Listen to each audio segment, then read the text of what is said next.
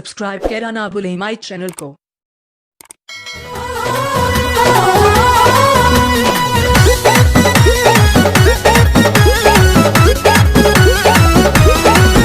लेके बासाहा के साथ संगे भूत के जमात भोला ले अइले बारात नाचे इधर उधर इधर उधर। यही गनमा के पुरनिया काकी लोग के गावेला। ए काकी यही गन गावेलु हो।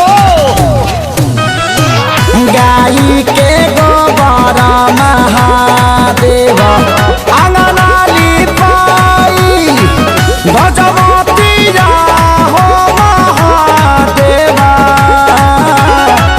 चौका पुराई सुनिए शिवा बोला शिवा के दोहाई सुनिए शिवा बोला शिवा के दोहाई।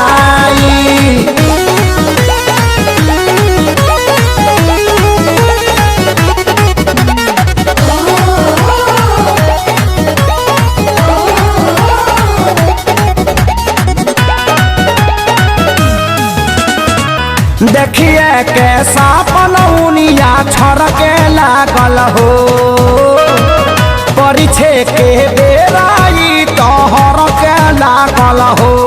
यही बतिया के नया लोग के गाई बार बकलोल देखी भूतवन के गोल भइल गाँव डावा डोल भागे इधर उधर इधर उधर इधर उधर।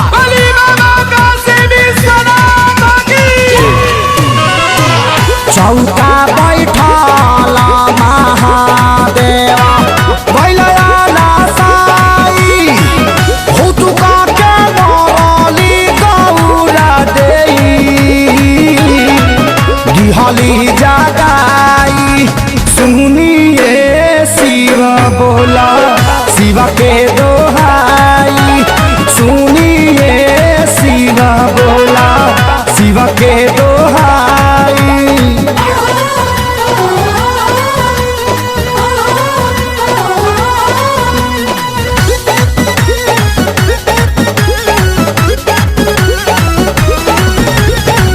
गजबे के नारद बरवा बिछला बारे हो लगे मिर्गा छाला पवन फिचले बारे हो।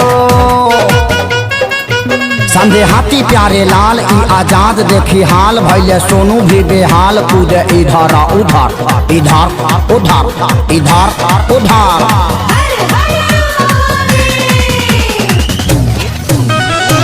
बियहे के बेरिया महादेवा कुछो ना पाई गवने के बेरिया महादेवा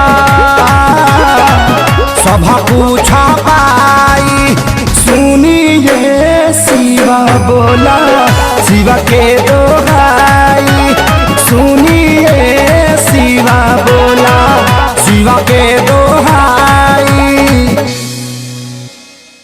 दिहली जगा